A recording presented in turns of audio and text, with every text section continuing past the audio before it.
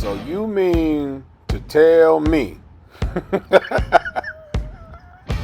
No. We look. This cannot stand. You mean to tell me what? I got more questions than information.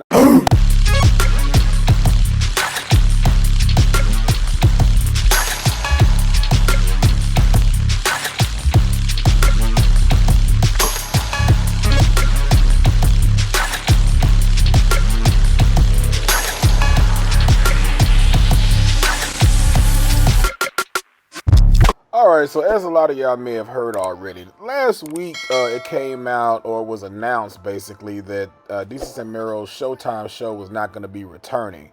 And so there was a post you can see right here. It says, Bodega Hive.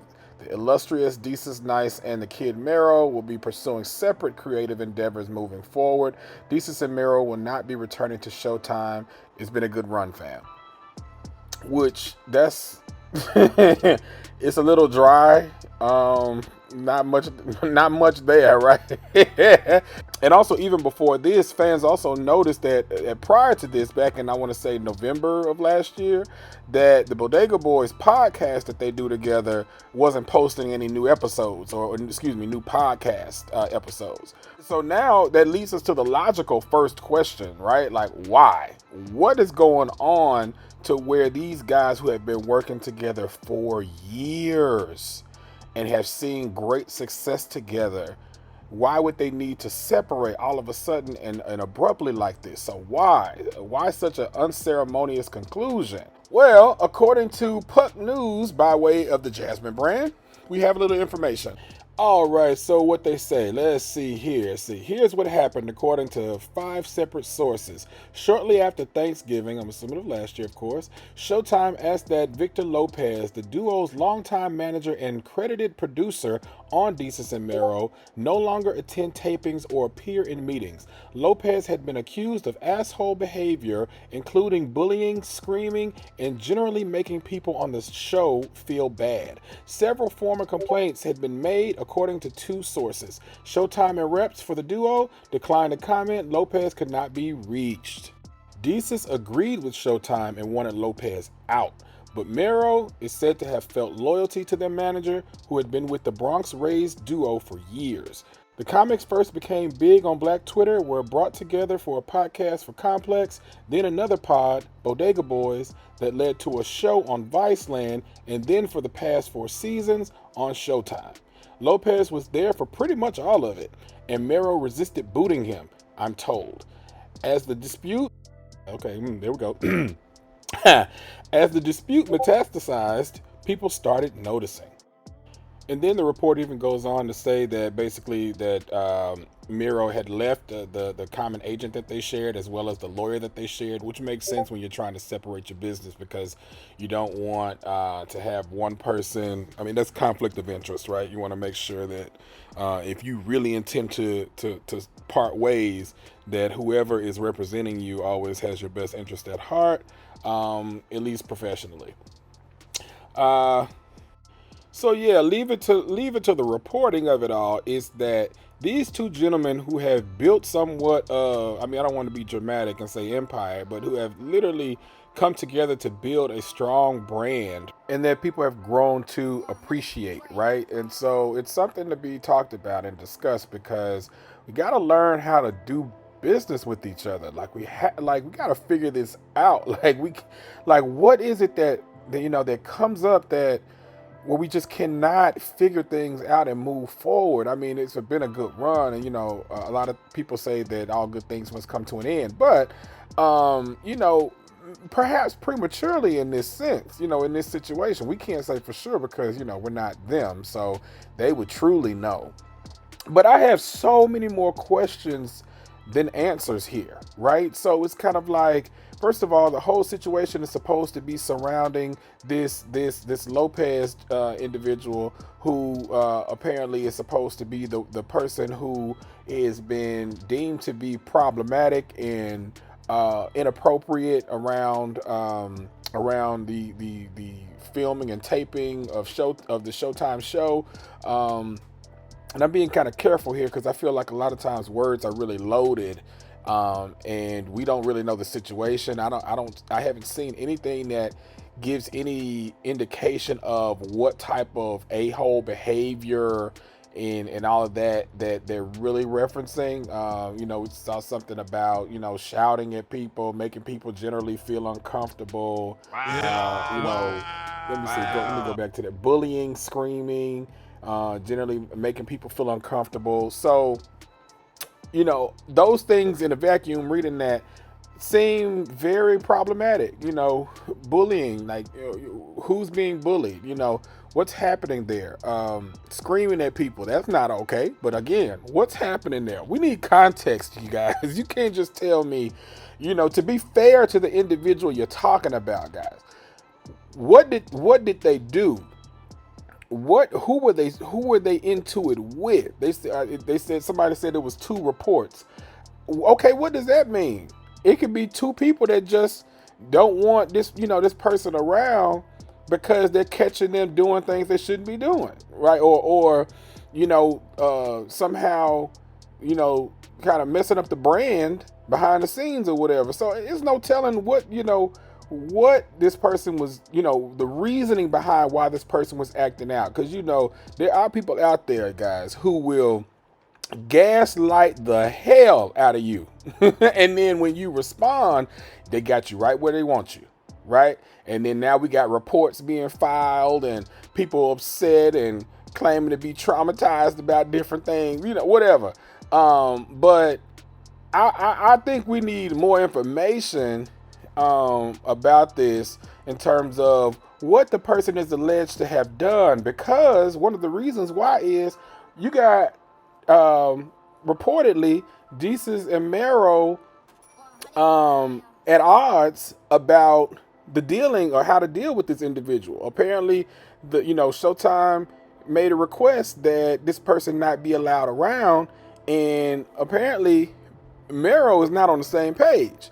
So then it leads me again to ask, what was the activity that was supposedly so bad that this person needed to be removed from the equation altogether? What were the complaints? And did Desus and Mero disagree as to whether Lopez was wrong or whether Lopez was actually the problem? What was the thought process or the disconnect between Desus and Mero to where we would be willing to stop the entire bag from the most productive vehicle that they have at the moment, as far as I know, right? I'm pretty sure they can go their separate ways and do something, but and continue to do things that they were doing prior to, and because I think their individual stock is higher for both of them, but I'm not sure if it's at the level of their, them together. I just don't know. But what could there not have been some sort of compromise here? Was this the first series of incidents, or has this been something brewing for quite some time? What's the backstory? Was this the straw that broke the camel's back when it came to Lopez? Or was it the straw that broke the camel's back when it came to how Mero feels about Desus, right? Or vice versa? Like, what is going on? And then also, is this just the last thing to where they realize that they have different strategies when it comes to business? Because interestingly enough, I just saw this episode where Mero was on Math Hoffa's show, and on that show, I have to find the name of it. I'll probably try to throw it in here. But on that show, Mero was talking about the manner in which he conducts negotiations in business, and he really sees himself as the A side.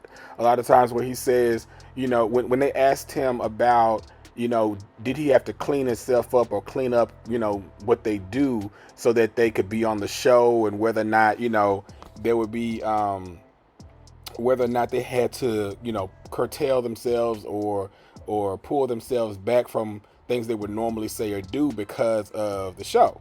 Right. And he said, of course not, because the reason why this show was valuable and the reason why you guys came to me in the first place is because, the value that we bring. So his first question to them, and anytime somebody questions what he's doing and how he does it, is whose name is up there on the wall?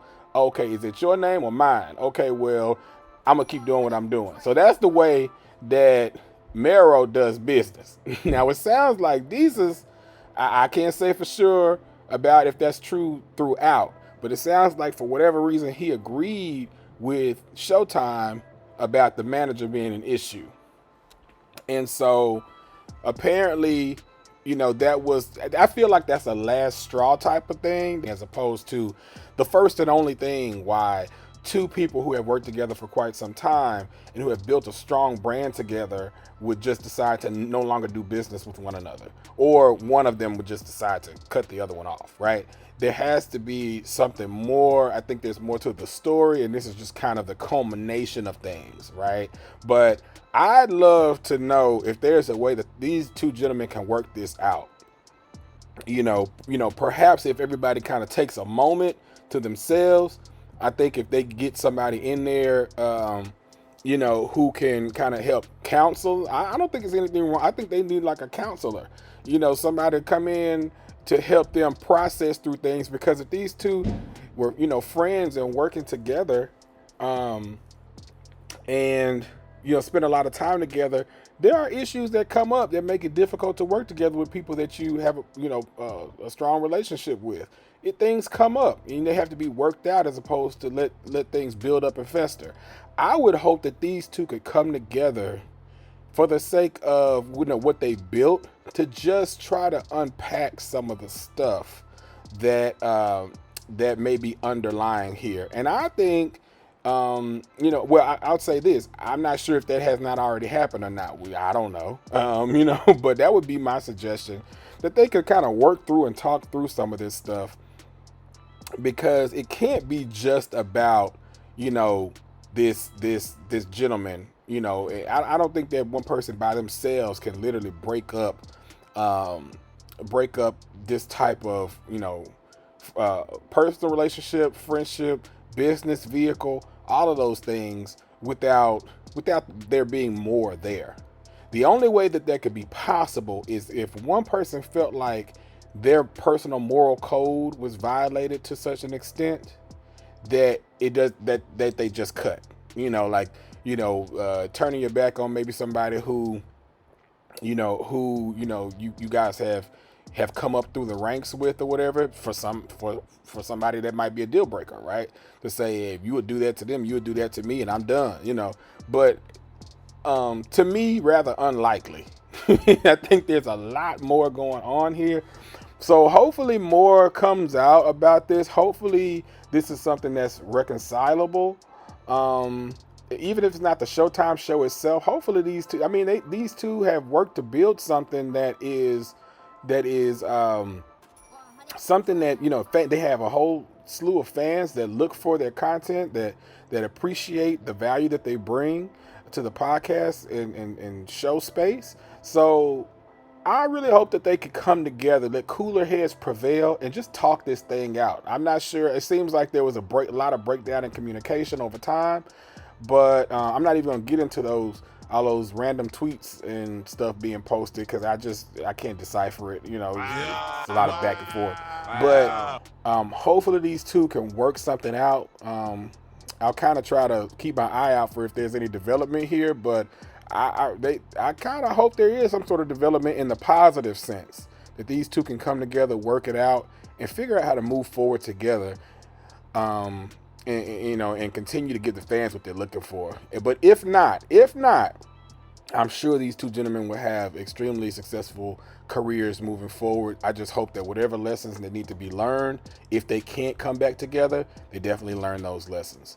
All right, guys, this is your host, E. Reigns, another episode of OPM and Beyond. I'll holler at y'all later. Peace. I can never doubt myself, I know better. All of you critics be acting like you know better. Blowing the smoke, but I know when the dust settles that I'm in my element. It's evident that there's levels to the game. All of those dark nights I got then, breaking my back to make it out, got me feeling like rain. I ain't never need your help, I know you wishing me well. A penny for your thoughts, but seeing no change. I snap for the sun like Diddy. The riches got a mad ass son, I'm like Billy. I ain't never switch up, whole team with me. Putting on for my city like OAG.